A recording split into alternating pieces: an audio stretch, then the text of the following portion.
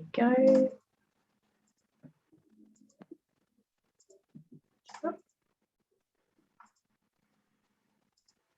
Give this a minute. So yeah, anyone can ask. If you've got questions throughout, either pop them in the chat and we'll keep a track, or write them down and then you can say them at the end. Lovely. Yeah. Thank you. So FeralScan, it's a community pest animal reporting, mapping, monitoring and planning tool. So I'll go through all the different elements and hopefully explain those a little clearer during the presentation. But it's a tool in the toolbox really for managing pest animals. So there's no silver bullet for managing a single species or a collective of species. It requires planning and using different tools, and this is more on the community side and bringing people together to effectively plan for the management of pest animals. So for example, foxes in your local area, you might have seen quite a few around Sydney. I've certainly seen some in the inner west region, and we get reports quite often of foxes all over Sydney. And particularly in your area, they do pose a risk to wildlife, for example, wombats, because they can transmit mange to wombats. That's just one example, but it just gives you a bit of context of what the resource is trying to do. So what are some local pest animal impacts that you have noticed? So perhaps you've seen some foxes. Have you seen any deer in your local area? Have you seen anything really unusual, like a boa constrictor or a reddy slider turtle? Yeah, just have a think, or if you've got any comments, you can pop them in the chat as well. And we've just done a poll on this question, so I'll skip that. And this is just a bit of background about the FeralScan resource. So I work with Peter West, who unfortunately couldn't be here tonight due to changing circumstances with COVID in the regional areas. And Peter leads the project and has for many years, and I've been the support officer on the project for about 1.5 years now. It's run through the New South Wales Department of Primary Industries and Centre for Invasive Species Solutions. And we get a lot of funding from different groups and organisations for continual improvement to the resource. We also get continual improvement suggestions from people just like yourselves who come up with wonderful ideas about how they would like to use the resource better in their area and what functions they would like to see from the resource. So by having that kind of feedback, we can really make this resource work for you and your pest animal management. It's a free community tool, and as I mentioned before, you can monitor pest animals, you can plan for control, and it's a tool to help bring people together. So it's a communication tool between different groups and organisations, and I'll have some examples of that shortly. So these are the species that I'd like to cover tonight: foxes, deer, and minor birds. And I'll have some examples on how the resource can be used to record some of these species. There's 3 types of information that you can record into FeralScan: sightings or evidence, and that can include if you see the animal, or you might see some prints or scats. You could have a wildlife camera up and be importing images from the wildlife camera, etc. You can record damages or impacts caused by those animals. And you can also enter control activities. So if you're undertaking baiting, if it's foxes, or perhaps ground shooting, or perhaps you're having to fence particular areas to keep pests out, you can enter in that kind of information as well. Because some of this information is quite sensitive, there are there's multiple levels to privacy, but two that I wanted to highlight here. One is that you have the option to display records publicly, or you can keep them private. But because of the nature of control records being particularly sensitive, we always keep those private. And what that means is that only you, your group, and the local biosecurity officers, generally from local land services in New South Wales, they're the only people that can view control records. And I have an example of this further, but you have the option of your information being public or private. FeralScan App exists as an app, a website, and a database that sits behind the website. So people use the app to enter information in the field.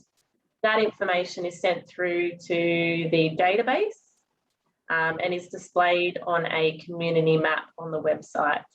You can also use the community map to enter information about pest animals as well. Of course, it's available on Apple and Android, and as mentioned before, it's completely free. I've just got some pictures of some pest animals, some sightings and some damages. And I'm wondering if you've ever experienced this. So we've had quite a few reports coming through around Wollongong, around Western Sydney and in the Blue Mountains region of deer causing hazards to motorists, or the reverse, motorists causing hazards to deer. But we're definitely seeing some increases in these kind of situations. So why do people use deer scan? Well, in the last month or two, we've had reports of collisions with vehicles. So this was in Royal National Park. We've certainly heard of some horror stories around the Western Sydney district. And of course, the outcome for deer is quite negative as well. So by recording this kind of information into FeralScan, that information is sent through to your local biosecurity officers. So if you were driving down the highway, say tomorrow, and you saw a deer crossing the road and it was a near miss, if you enter that information into FeralScan, that would send an email notification through to Greater Sydney Local Land Services, which is really important to help keep these people in the loop about what's happening in the local area, so that they can plan long-term management plans and control and potential follow-up within the region. So it helps build the picture. So you might have seen this instance where deer are coming into people's backyards and eating their vegetable gardens or their flower gardens. You might have seen deer pellets, which spray out because the animal's quite high, so they form this kind of pattern in this bottom image. I'm sure that if you're revegetating sites and you've got deer nearby, that would be really difficult to try and maintain your work. So you might have seen impacts to your newly planted saplings. And we've heard evidence such as this bottom image on the right, where people have just had to completely enclose their garden section because they're having that much difficulty with deer in large numbers. So the point of this, I suppose, adding on to information going through to relevant biosecurity authorities, is if you ever needed help with funding or assistance with future programs such as revegetation or putting up tree guards or potentially even fencing areas, it's definitely helpful to have evidence behind you to be able to go to funding bodies and say, look, we've got this issue, this is the evidence that we've got, and to make an application for assistance. So FeralScan is a tool that can help you store that information. You can store the images, you can store the evidence of damage, what you've been seeing, and take that information to funding providers. A couple more images here, just showing the damage that deer can cause to fully grown trees by ring barking. And again, deer are starting to encroach in urban areas. So another question before I jump onto how FeralScan works, has anyone ever reported feral deer? And maybe you haven't reported them in FeralScan. I know this is the first time some of you have heard about the resource, so perhaps you've used a different method. There are other methods out there. And this one we've just really tried to gear towards community members and making it really, really easy to use.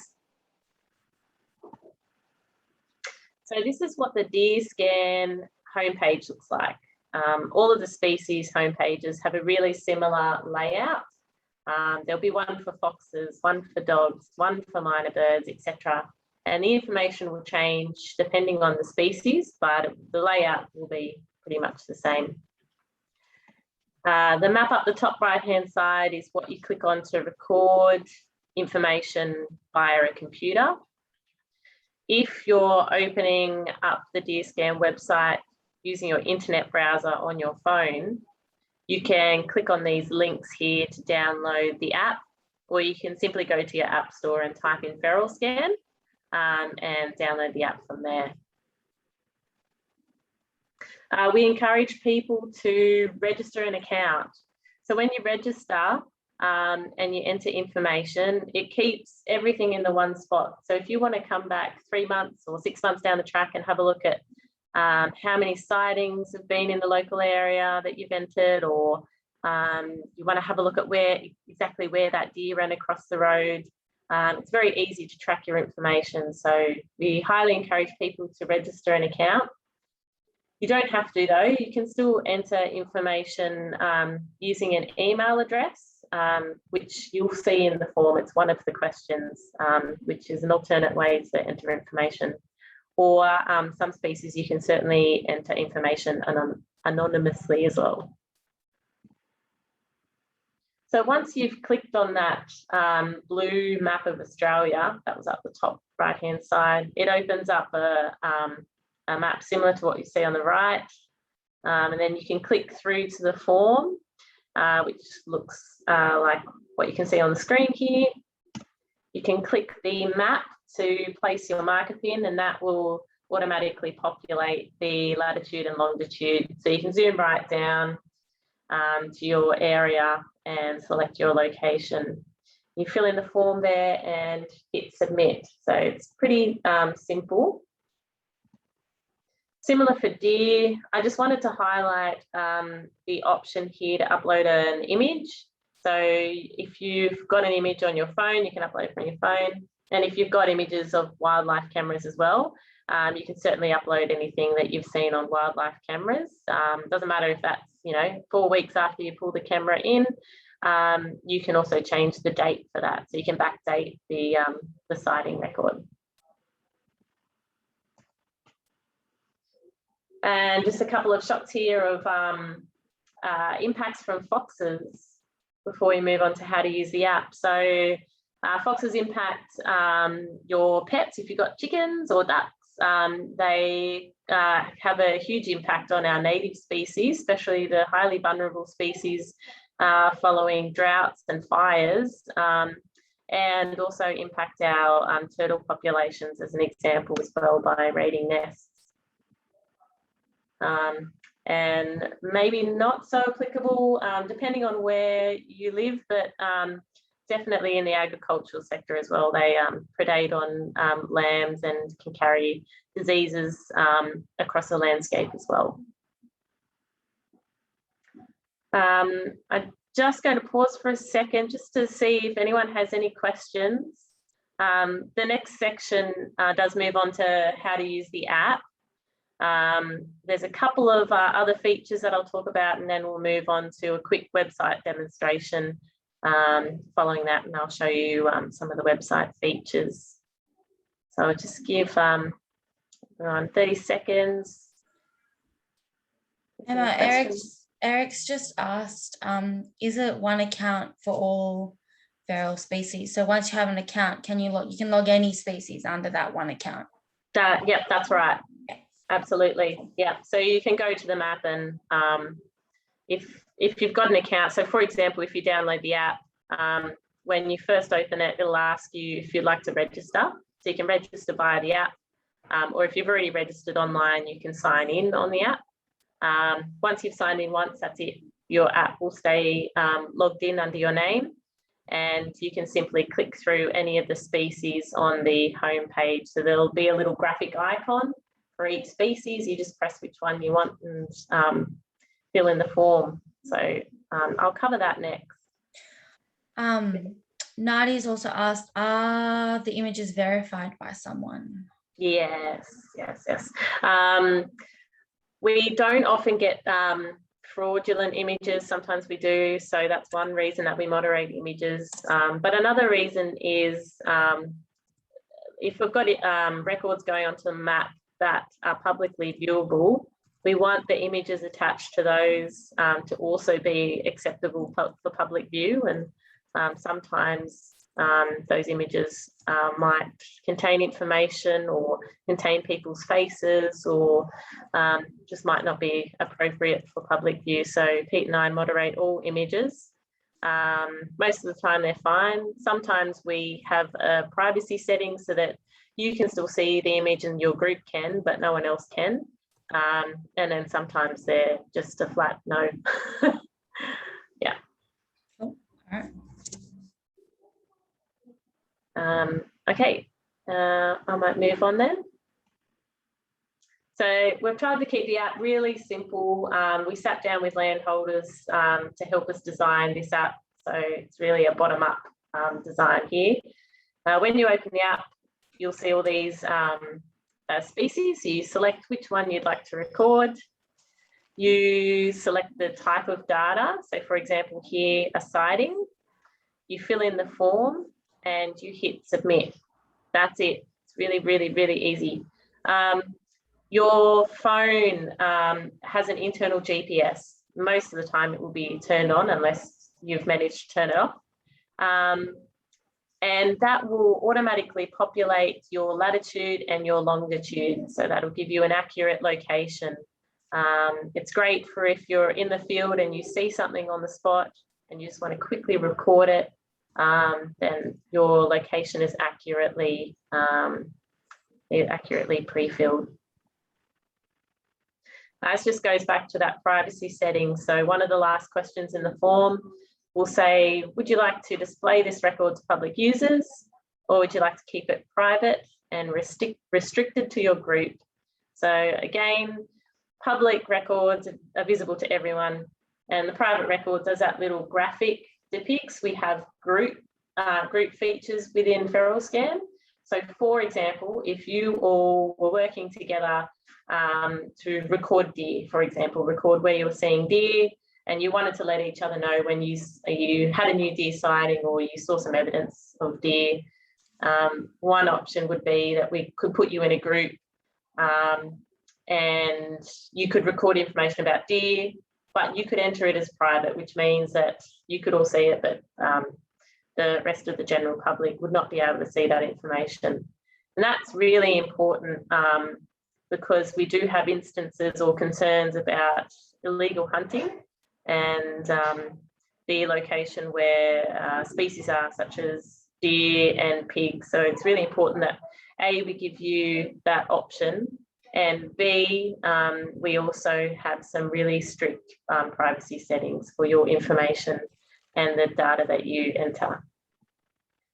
So this just helps to highlight, again, the privacy settings. If you do want to enter information as public, sometimes that is a good option. This is a community tool to help people work together and to learn about pests in your local area. But for example, we put Zoom restrictions on deer and pigs. so you can't zoom right down to see where that location is of sightings, records, or hotspots, for example.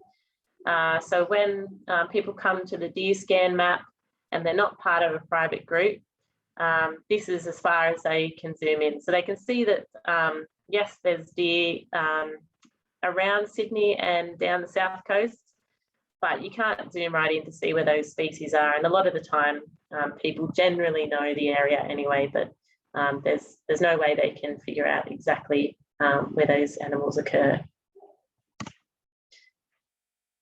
Okay, so if you're driving along and you have a sighting or a damage record that you want to enter, so for example, you see a deer run along in front of the car and you drive a couple of kilometres down the road, pull up to enter the sighting, you're no longer at the location of the sighting. So we've included this blue globe in the app. You can click on the blue globe, which will open up a map.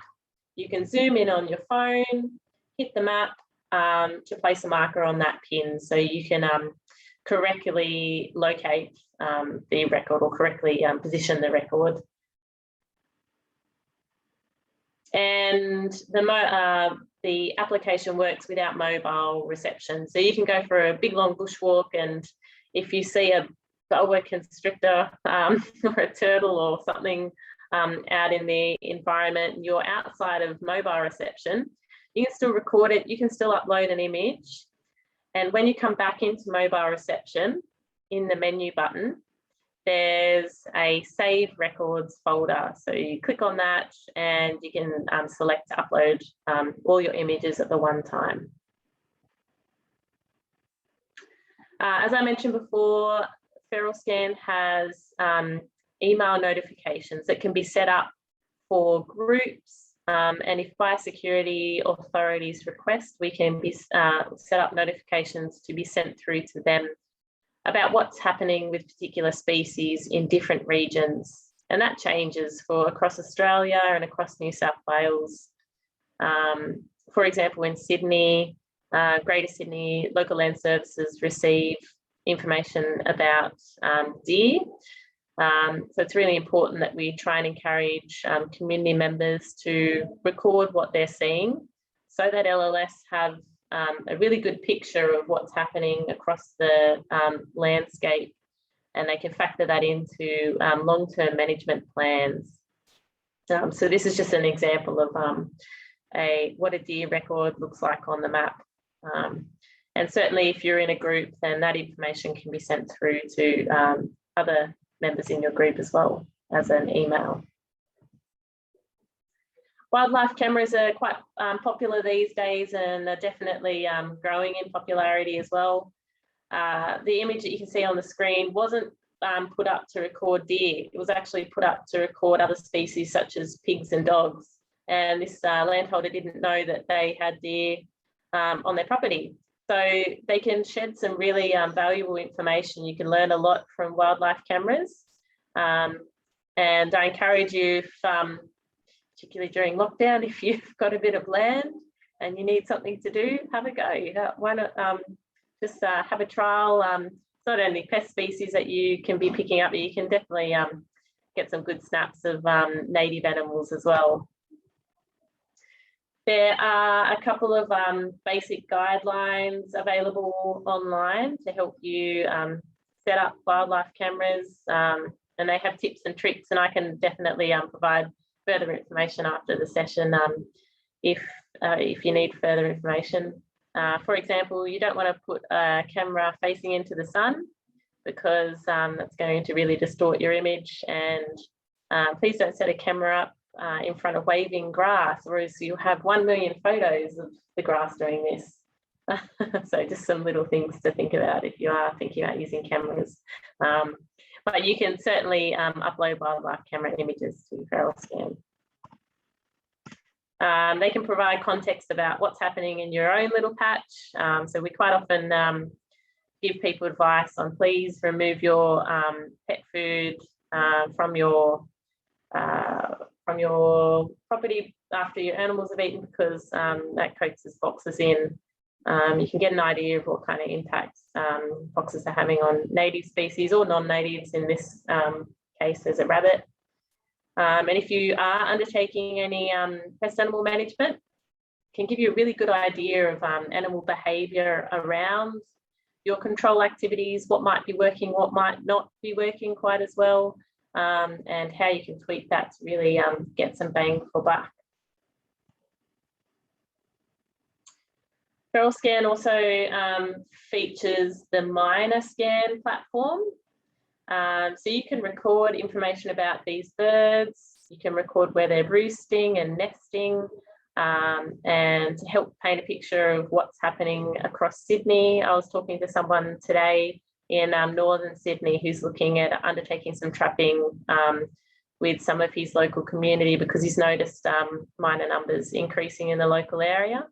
And he's going to start recording information into MinerScan as well so that he can get a better picture of, well, we'll have that kind of document to go back to about how many birds he's been seeing and where, and also again back to that evidence base of there's a lot around, and if there is an opportunity to get some help with funding and that, then that information is there and ready to go.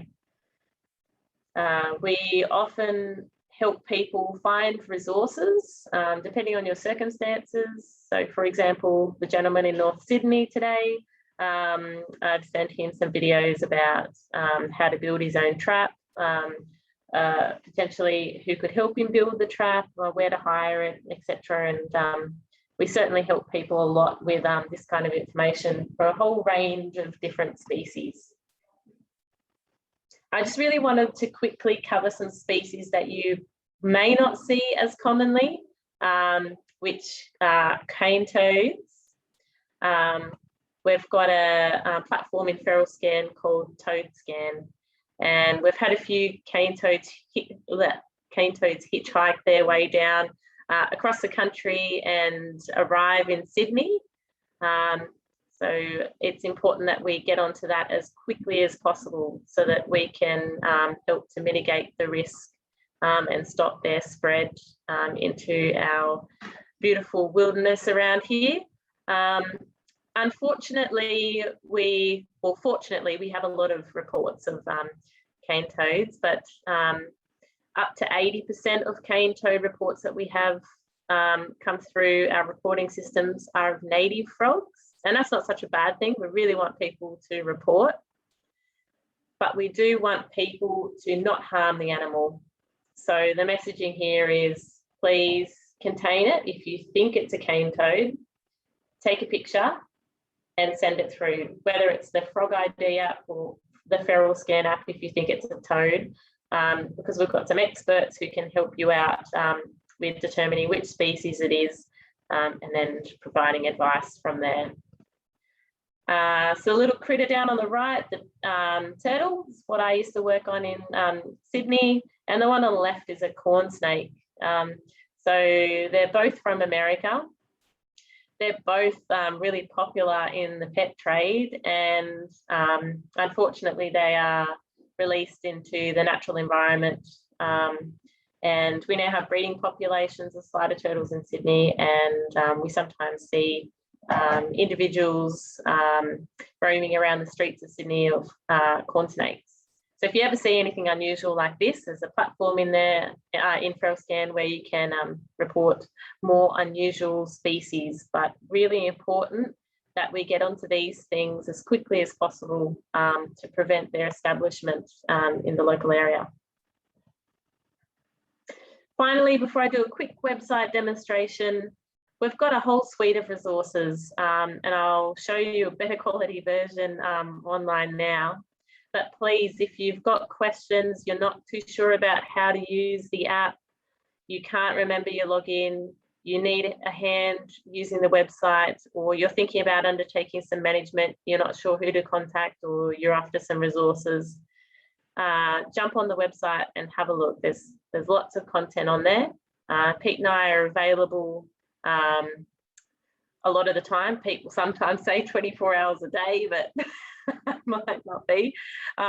But please just get in contact. We're here to help. We're happy running through things again and helping you guys out wherever we can with your local pest animal management and the use of FeralScan.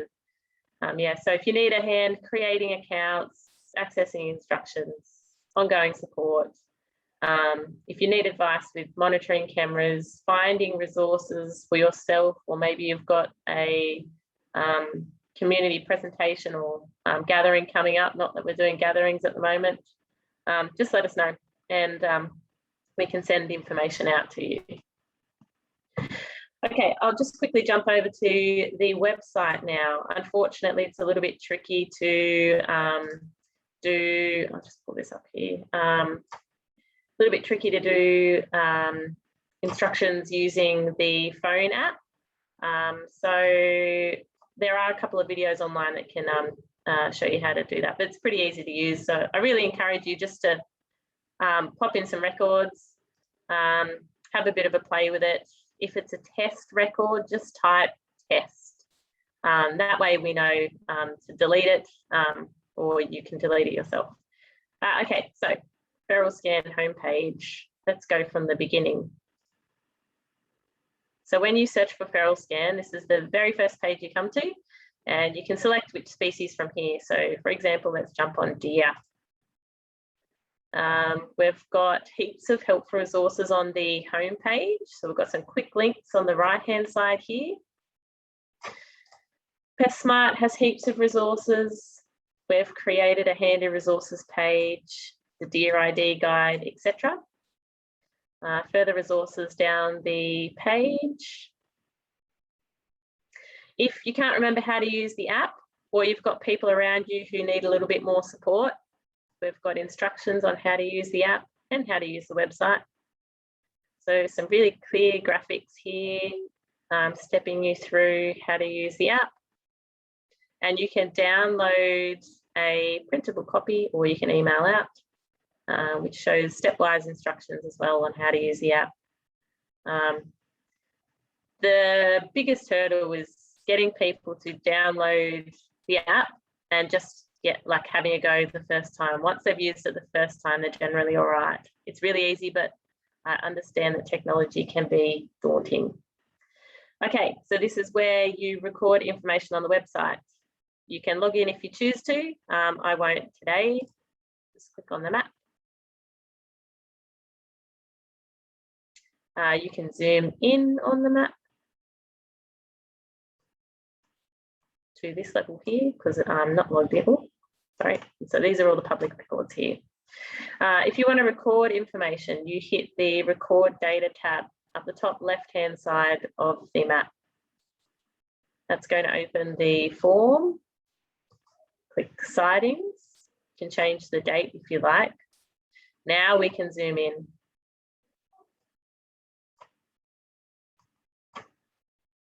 Alrighty, let's say we've seen a deer here. There we go, latitude and longitude have populated. If you've got a site number for whatever reason, you can pop that information in there. You can have a look at images of the different species of deer. So you can work out what you may have seen, or you can just click unknown, fill in the rest of the form. You can add notes here. So you can say, deer, near, oh, wrong deer. You can put your email address in here. Let's say this one, and you can choose to upload a photo here and then hit submit.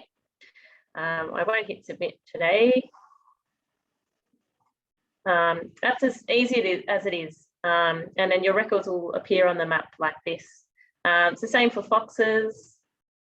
There is a glove fox guide, and that exists for rabbits, wild dogs, and pigs. I believe they're putting together one for deer at the moment, but that's not published yet. And this guide contains a lot of really relevant information. It steps you through how to monitor pests. It steps you through how to control or what your control options are. and other important steps which are often missed, like following up. So reviewing what you've done, has it worked? How do I need to do it differently? And it's in plain English. It's for every Tom, Dick and Harry. So I highly recommend checking that out. We've got a resources page on each species. So under resources, we've compiled lots of different information here, depending on which topic you would like a little bit more information about, and depending on your learning style. So you can have a look at the videos, or if you prefer, you can read some of the documents. If there's something missing, or you would like to add something, please get in contact with them. So I often update with them. God, must be dinner time. Please get in contact with me.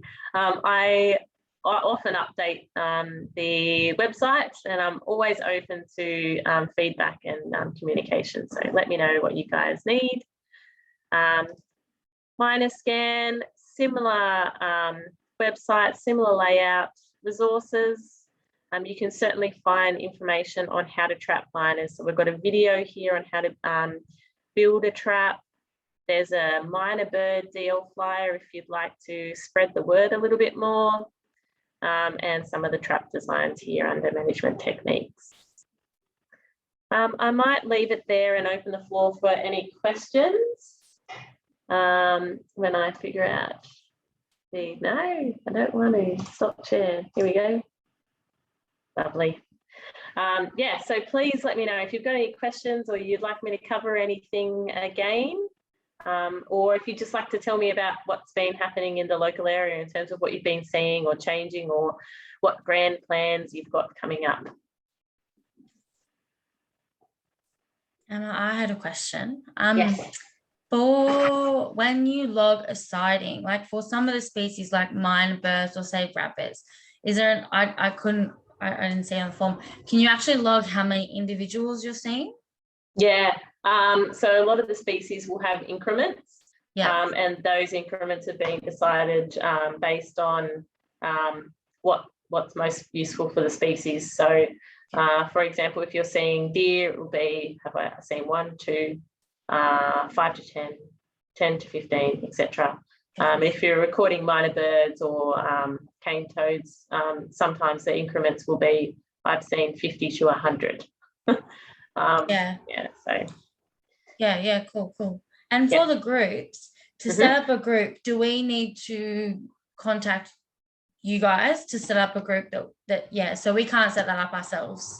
You can. You certainly can through the website. So there's a menu up the top, and I'll just talk a little bit more to groups, because it's often best to have this kind of conversation, because sometimes a group is not the best option for people moving forward. So if you're just wanting to alert your local authorities about pest animals, you don't need a group to do that. If you want to be able to jump on and see each other's information and review what's happened over the last 6 months or 12 months, or if you're living in a local area and you want to alert people to what's happening, say, for example, you do have a pack of wild dogs operating in the local area, you've gone out the back and you've seen impacts to native wildlife, or perhaps you've got stock or pets that have been impacted. That might be something that you would want to very quickly inform your neighbours about, or your group about, in which case this kind of system is perfect, because you can log that information instantly, and that sends an email alert out to people within your group, but also keeping your information private if you choose to. Yeah, cool, because we've got a few groups, like the group in Currajong, they're a group of 13 landholders restoring, and I know in Mulgoa there's a few different groups, but a couple that own they manage several properties, so they kind of want to track what's going on their properties, but there's 10 of them that work across them. Might be a good option for them. Yeah, and we see a lot of groups working, particularly in the regional areas. So the biggest uptake or the crown of FeralScan, really, as Pete would say, would be wild dog scan. So we have a lot of landholders who are highly organised in the Western region, and they work with professional wild dog trappers. They work with national parks and wildlife where their properties border onto those regions. They work with LLS who undertake the control activities. And it's really important for those people to be documenting what they're seeing, how they're controlling the animals, what's working, and certainly in those circumstances where they've got active dogs in the area, to be alerting their neighbours to what's happening so that they can be on more alert. So that's really where the group functions used the most, but we've definitely got some groups around Sydney who are using, there's a group down southwestern Sydney who has done a lot of fox monitoring and control activities over the years down around that region. Yeah, and definitely seeing growing numbers of pigs and that around the area too, so groups starting to focus on that. Awesome. Yeah. Any other questions?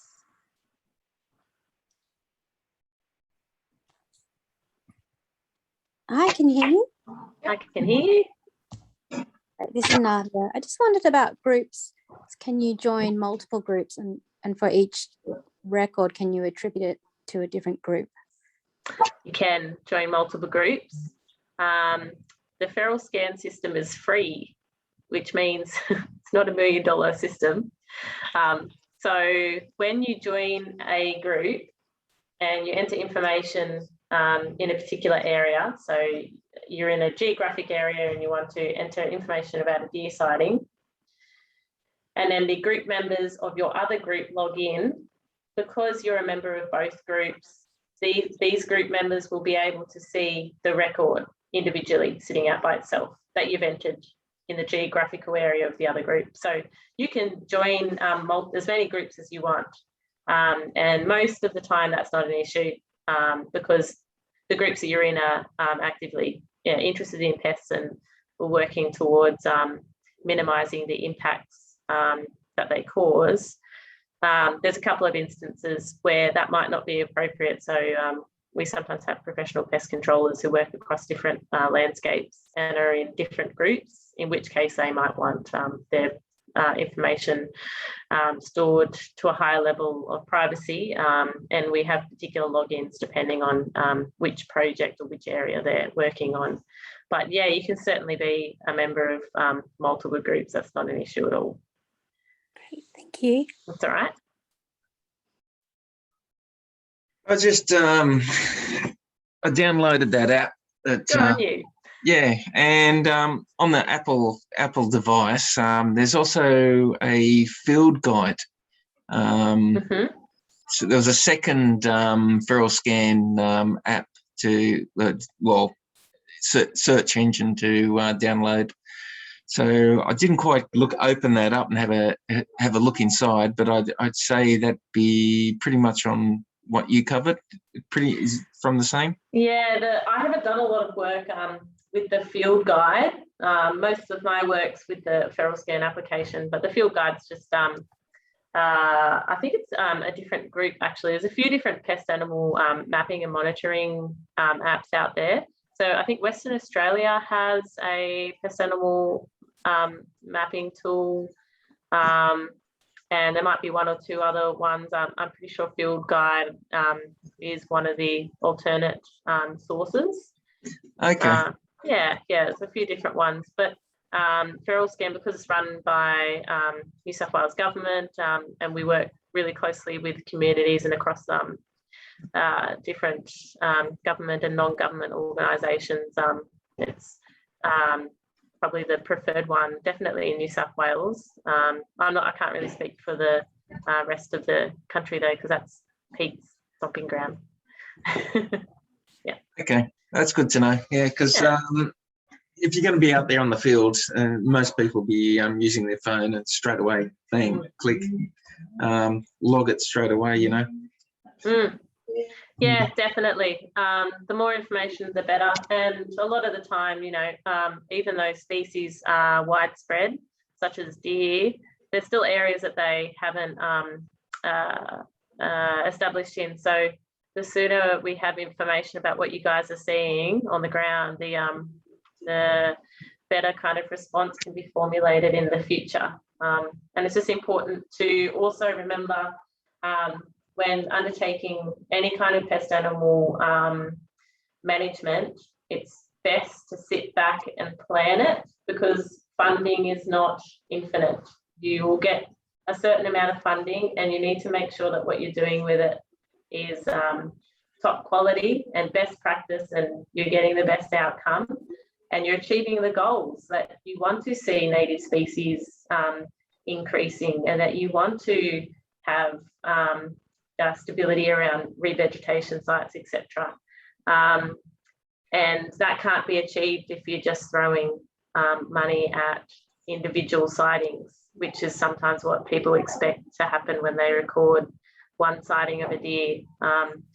It's about painting a picture and planning for the long term, and people working together, because again, there's a lot of land out there, and we really need people, whether it be government who are supporting landholders, or landholders who are really getting in and having a go, really working together and supporting each other in this kind of field. And that's where Pete and I come in too. We try to provide as much support as we can, especially using the FeralScan resource, but helping people to connect with different groups such as Landcare, LLS, local councils. We're the conduit, bit of the glue in between things. Emma, that's such a great tool, and thank you so much for your presentation. I was just going to ask a question on the end use of the data. Do you guys overlay the feral species with populations where they may be endangered or critically endangered habitat or native vegetation, and look at the impact that it's having? Yeah, so this is really around where you guys can get creative with FeralScan. Obviously, we don't provide that kind of access to just anyone, but biosecurity officers in local land services, some Landcare coordinators, and some other people who work in the native species space, so National Parks and Wildlife, saving our species, and a couple of people working on the fire regeneration projects. They have access to the pest animal information for particular regions.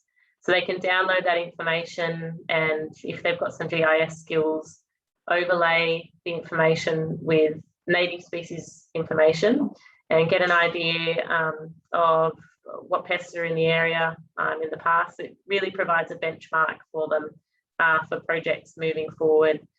So, for example, in the north, they're using the Landcare using the cane toad data to have a look at what kind of reporting practices are coming in at the moment, so they can get a really good handle on where the cane toad front is, where the species are moving to, and getting that community engagement, so they can continue to monitor where cane toads are moving to and where they're deploying control tools, etc.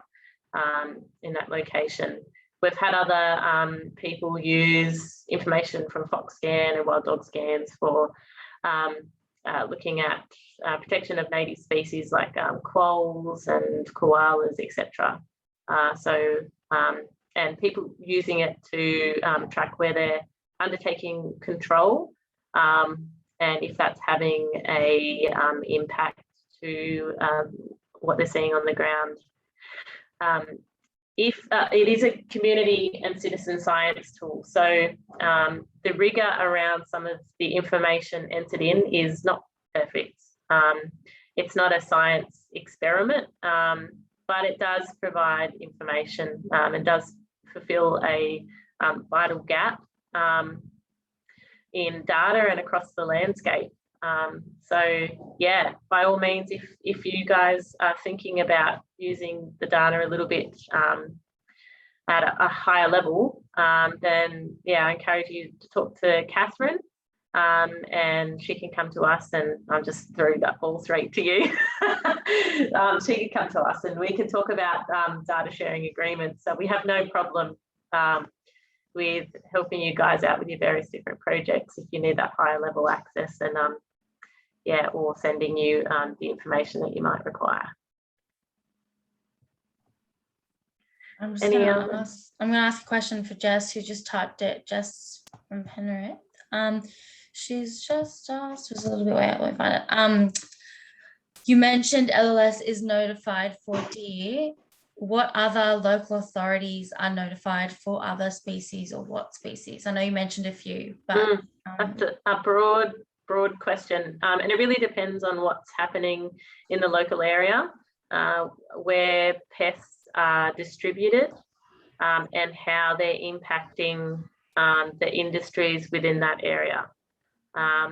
So, for example, Western New South Wales local land services really want to know about wild dog movements and wild dog attacks, what's happening with feral pigs, especially now that we've had a bit of rain and we're getting a lot of green pig coming through. So they want to know where populations are increasing, where populations are moving to. Yeah, around Sydney and Wollongong, deer are becoming quite an issue. They've just started expanding in this area, so a lot of people are quite concerned with that in the area, including local land services. So to accompany their current management and control activities, then they're also looking at FeralScan as well, and having a look at the reports that come through the system, which helps them to plan what's happening around here. So yeah, it really depends on regions.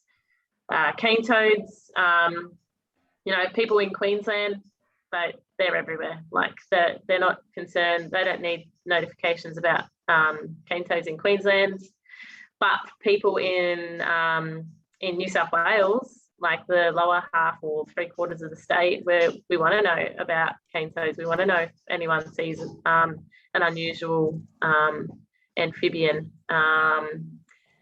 So those alerts will be sent to biosecurity officers, and that response might be very different to, say, for example, someone in Sydney reporting a fox. Yeah.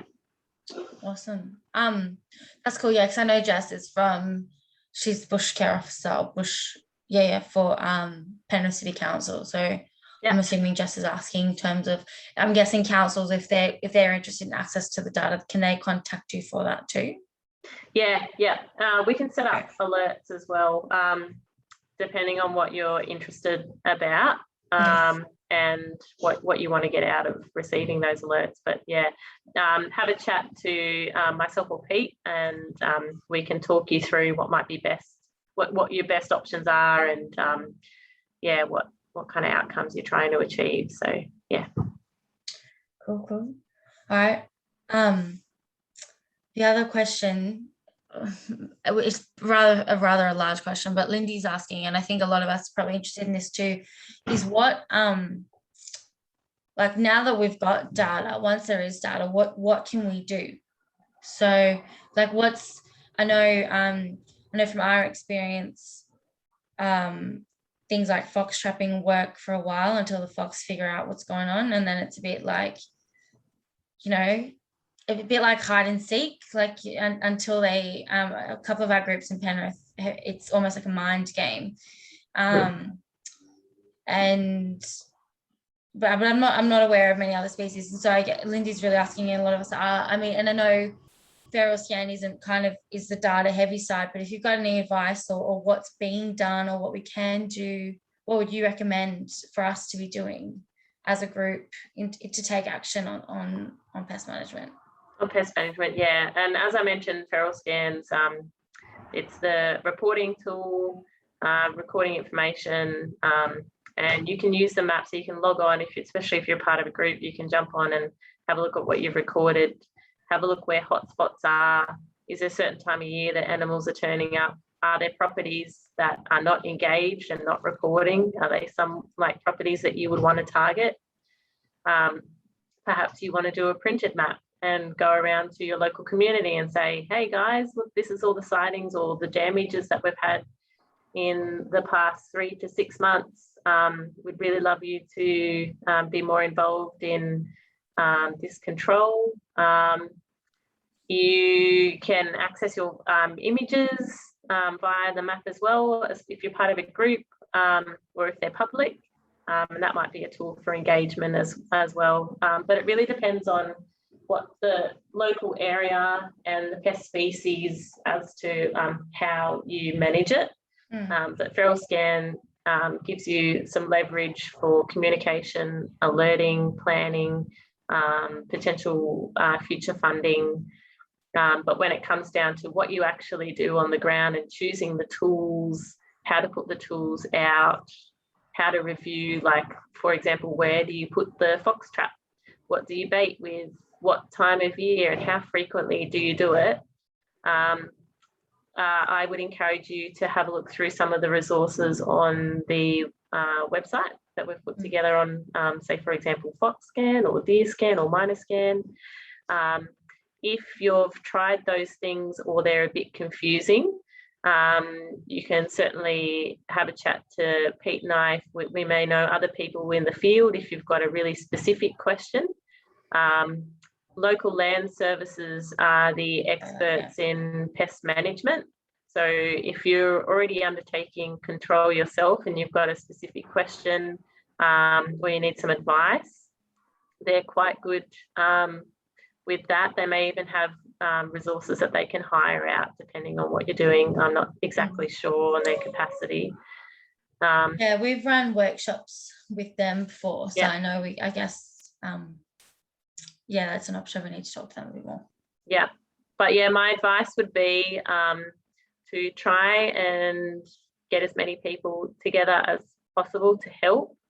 Have a chat to some experts, but also use your local knowledge as well. So if you've noticed particular behaviour, or they're animals as well, and we are animals, and I might order the beef burger at Macca's, and someone else might order the fish burger and fries. Like, you might notice different behaviours with different animals, and that's important as well. So have a look through the resources, whether that be the written resources or some of the videos.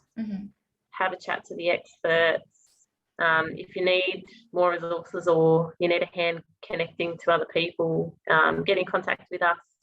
But there's a wealth of knowledge, well, there would be around your local area. So start with your local council, and then perhaps LLS after that. But yeah, have a bit of a look around first online. Yeah. You might.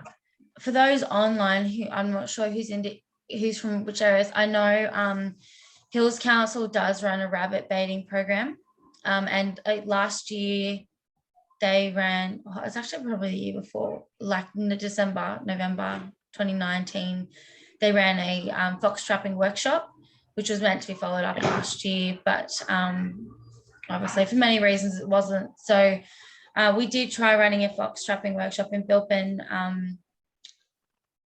but again, we had a few issues that the group kind of divided, but that was a group initiative and it came up as a group initiative. You might be able to answer that one, Emma. So I'm not sure.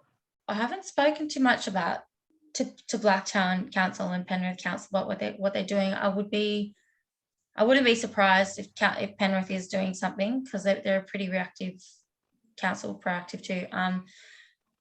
Blacktown, I would need to get in touch with I'd need to ask the council about it in our next meeting with them. Yeah, that's probably a good approach. Have a chat to yeah, them, well, that's the point. And I think if people are interested as well, like my role is to run things, but I don't run them because I think they're a good idea. Like, I run them because people ask about them. So if you're in your area and you know people that want to run a workshop, flicking me an email about that helps me gauge, because I do talk to LLS and go, can we run a workshop here? They've got the funding, they just, and they will distribute it to Link, and it works. Cumberland Land Conservancy in Penrith, they do run fox trapping workshops here and there as well, and they do it on their properties as well. It's Mark that plays the mind games with the foxes on their property. Mark Lamb? Not Mark Lamb. Fuller. He's actually a bird watching expert. Cool. Oh, okay. I think I've heard the name. It's so funny listening to him talk about the whole process sometimes. He's been doing it for years. Jess, Emma, is there anything or any content we can share on social media? Like, are there preferred images and links that you want us to share if we want to talk about it? I can send around a blurb and some pictures if you want to share on social media. It's always good, like probably more powerful to have a local example. So if you've got some work coming up or you're particularly concerned about what's been happening, perhaps you have a picture of, here we go, example of just bee vegetation and you either not being able to do it or it being destroyed by deer, and then coupling that with the use of FeralScan, because otherwise if it's just a standalone look at this piece of technology, it's not quite as powerful as to how you can been distracted now for the poll. Sorry, I'm just going to launch it before anybody else clocks out. I should have done it when you just finished, but I wanted to get through. That's fine. Go for it. Yeah. Go for it. But yeah, having a local example is useful. Yeah. That's what you're saying. Yeah, okay, cool. Yeah. And I'll share, if you can send that to me, I'm happy to share that to anyone. Jennifer asked that. So either, sure. even if you send it to me, I can forward it straight on to Jennifer. No worries.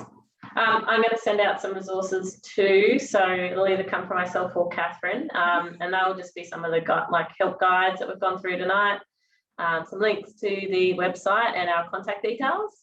So if you've got any questions at all, make sure you get in contact with us. We're very helpful people, so we're just trying to connect you to the correct people in your local area and resources so that you can try and help in the greater good. Awesome. Yeah, and like I said, does anyone have any other questions? We might just wrap it up there. Awesome. I will send out an email with the resources that Emma sends me. That email will contain resources. Any questions that you have following today, feel free to send them to me. I hate this side of things, but it is my job. If you want to become a member, the link will be in that as well.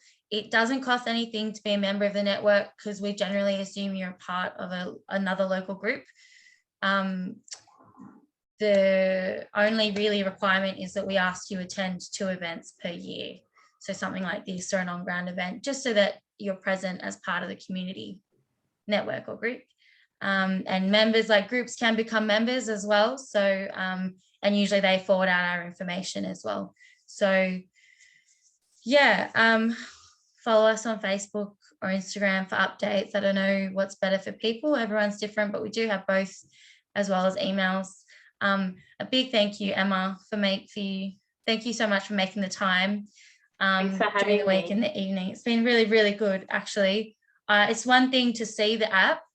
I've downloaded the app. I've never really used it before, but it is actually really interesting to see the other uses and resources on the website. And I didn't actually know that you could report evidence of damage and evidence. I thought you had to report a sighting. So that's really good. Really, really thank you for that. Does anyone have anything else they want to say before we wrap it up?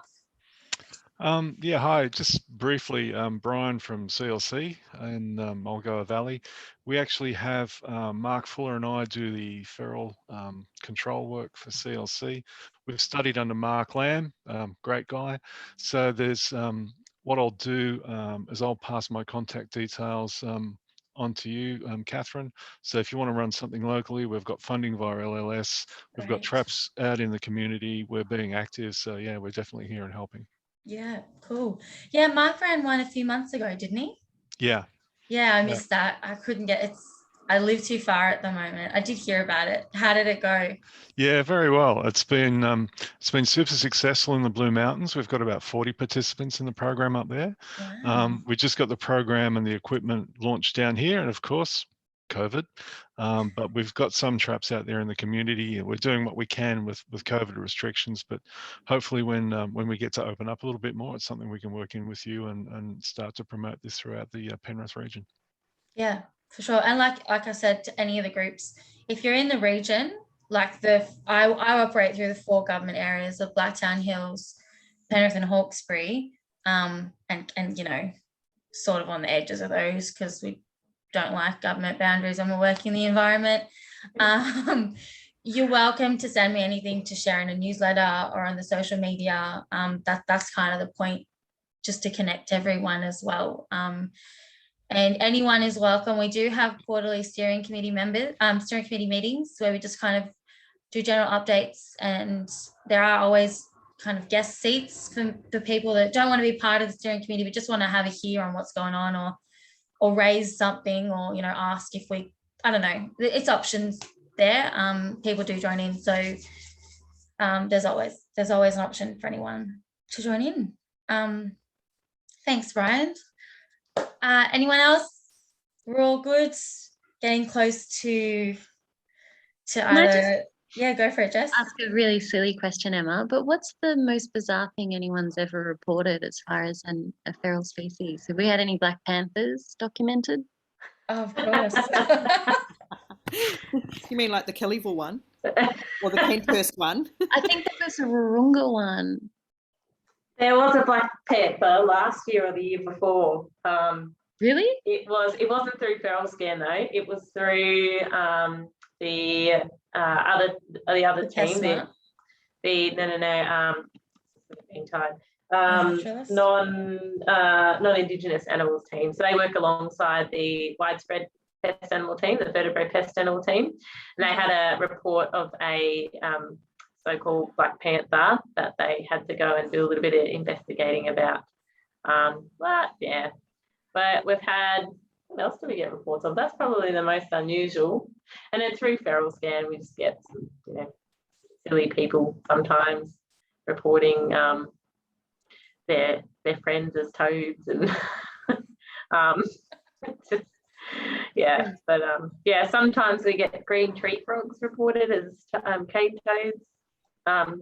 Look, we'd rather have a report come through than not come through. So it's better to have the information there, whether it's legit or, you know, if people are using it in the incorrect ways, and we have means of dealing with that too. But and if someone uploads something that's misidentified, like, you know, say you upload a green tree frog as a cane toad, do they get notified if that was misidentified? Yeah, so because we moderate the images and Pete watches the records that come in pretty closely, but particularly around frogs because it's quite a sensitive issue, we get onto that really quickly. So we work really closely with the non-Indigenous animals team. They receive the notifications at the same time that we do. So whoever gets to the report fastest, because a lot of these people think that the most humane method is to put the animal in the freezer. That's currently being looked at with research at the moment, because there hasn't been any research on that as a humane method. And they sometimes misidentify it. So we really want to get onto those reports super quick. So they get a notification that they've taken a photo of something and...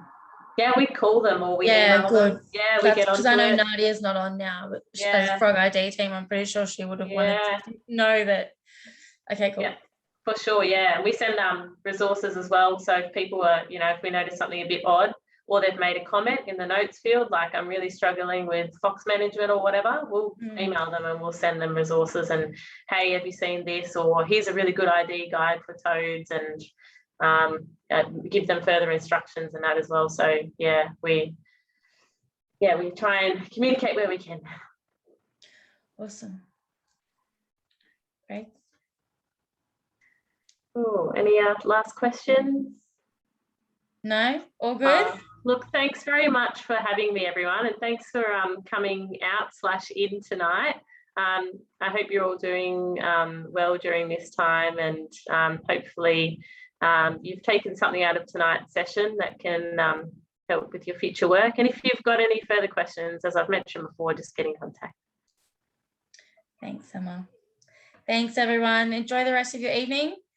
We'll hear from you all soon. Thanks very much. See ya. Have a lovely evening. You too.